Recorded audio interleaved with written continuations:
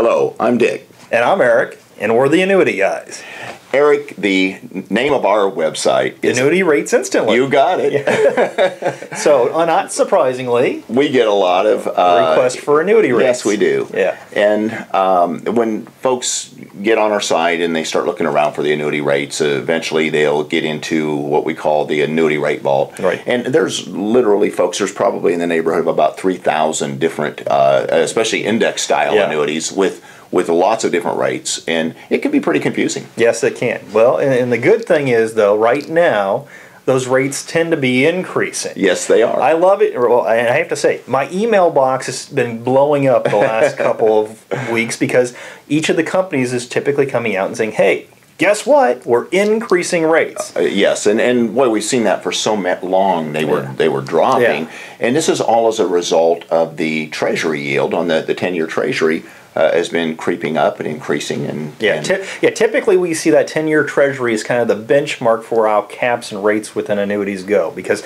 so many insurance companies use that 10-year Treasury as part of their reserve holdings. So over the last 6 months, we've almost doubled in that rate from where it was held. So everybody is starting to increase their cap rates and start to add a little bit of incentives out there into the annuity market. Well, and as exciting as this is, because it really is a good thing, and it's especially good for those folks that are looking to pass money on to heirs with annuities, and they want to see a little bit more growth in those annuities. But typically we look at higher cap rates and just higher rates on annuities as kind of icing on the cake. We don't look at that as the real reason a lot of times to choose the annuity. Right. We usually think income first. We've got our buckets out there. Usually the first reason people choose an annuity is because they want guaranteed income for a period of their life. Or a portion of growth that's guaranteed, such as for the death benefit or something of that nature. And so that we know that there's going to be contractual guarantees that are going to reach at least the minimum objectives that people have. And then anything we get beyond that is icing. Yeah, we like the Ronco quote, set it and forget it. With annuities, and that's when we have a guaranteed income increase on those basically income riders or the death benefit riders. It's nice to say, all right, if we put this here, we know we're going to get this out.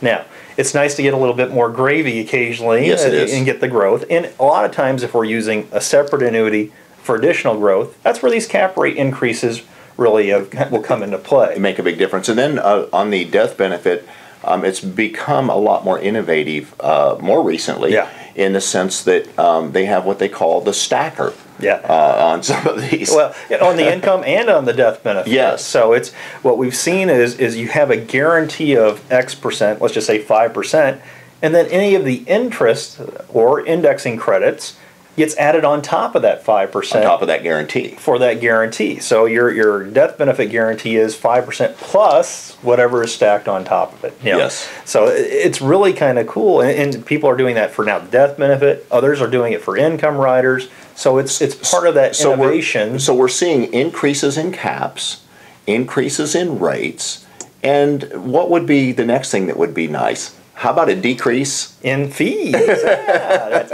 So I call it that's happening. Fees are getting proportional because obviously if the insurance companies can make money additionally through the increases in rates, they're passing along those benefits to you either in the form of increased benefits or decreased cost. Right. So what I really like, and I like the no-fee annuities that have now income riders or death benefit riders, which really makes it easy for somebody who is kind of weighing those options and saying, go ahead. I was going to say, and has that option to kind of put those dollars in reserve, let it grow consistently, and then turn it on for income in the future, but still have the flexibility of not having any of their principal depleted due to any kind of fee at all.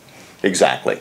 And so, I just think it's wonderful, when the hybrid annuity, the indexed annuity, which has always been known for less or low or no fees. Yes. And we compare that to the variable, which is kind of loaded with fees.